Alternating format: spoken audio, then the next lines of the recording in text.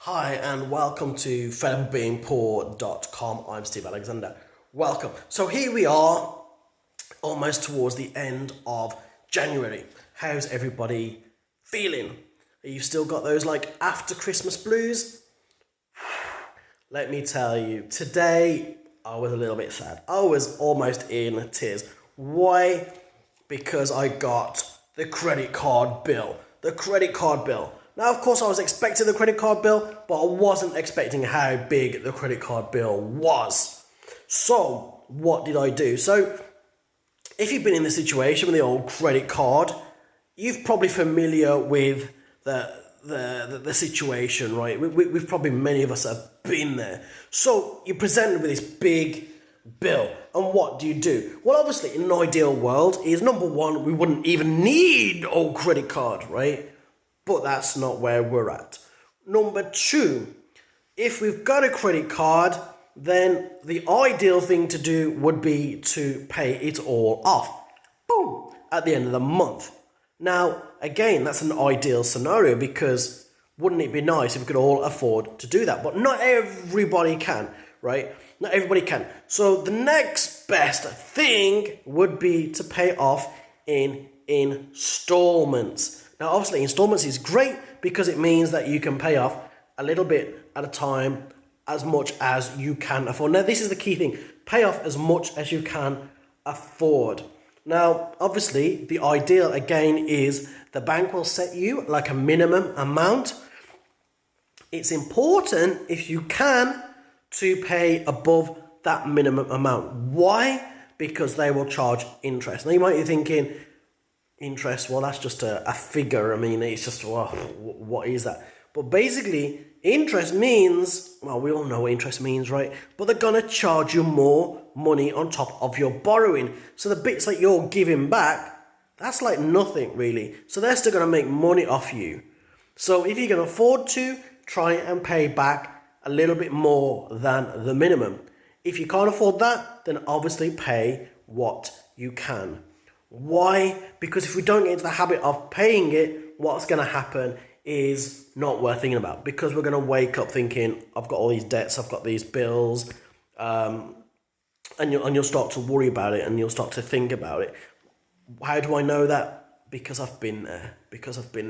And of course, I got the bill the other day and I was like, oh, what shall I do with this? Now, there are some people who say, well, if you can't really handle a credit card, best thing to do, and especially if you've got credit card debt, is cut the damn thing up. Cut it up.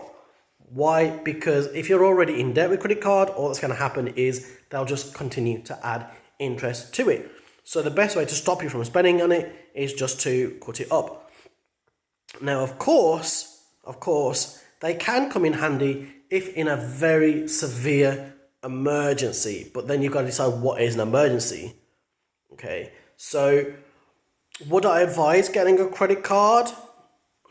Not necessarily. If you're not that great with money, don't get a credit card. I know it sounds silly, but don't get a credit card. Credit card is not your friend. If you're good with money and you can afford definitely to pay it back each month, then sure, it's great to kind of have it handy. But if not, people avoid the credit cards. Now, another good thing that you can do is, and you might see a lot of this, is banks promote what's called card transfers. And it's not called that, I think it's something different. But basically, it's called balance transfers. So another bank will say, hello, you can have our card, just transfer the balance from there to there. Now, you might be thinking, great, it means that debt has gone. No. The debt hasn't gone. All it means is that with a 0% interest balance transfer, it means you're not going to pay any interest on the debt, right? So that could work out quite well for some people because it means that they're cut off that interest. So some people, they can swap cards, go to a different bank and transfer that balance to somebody else. Now, you can keep on doing that, so you wait for the 0% interest thing to finish, which it will do, keep an eye on that, and then you could keep transferring it, but then that takes a lot of hassle and it's probably not worth it. But it's an option to look into, again, if you're struggling. But I've got to say, I'm a little bit brokenhearted today. And why am I brokenhearted? Because I'm still hearing about people who are really struggling with their debt and they're not reaching out, they're not getting help. Now, I know what it's like to want help but not want help, because you feel ashamed, you feel embarrassed, you feel like you can't control your spending, and it's not nice, is it, to realize that we need help. But there's no shame in asking for help. There's no shame in reaching out for help. And so I just want to say, really, if that's you and you need help, you want help, you're struggling, then do you know what? You can just message me, and you don't have to do it publicly. You can just instant message me, or you can email me, and I will help you, right? I'll help you get on the road that you need to. Now, I might not be the best guy long term, but I can certainly give you some signposts and some guidance, because that's what I'm here for. That's what this site is about. It's about saying, look, I'm fed up of being poor. I'm fed up of having credit card debts. I'm fed up of having store card debts.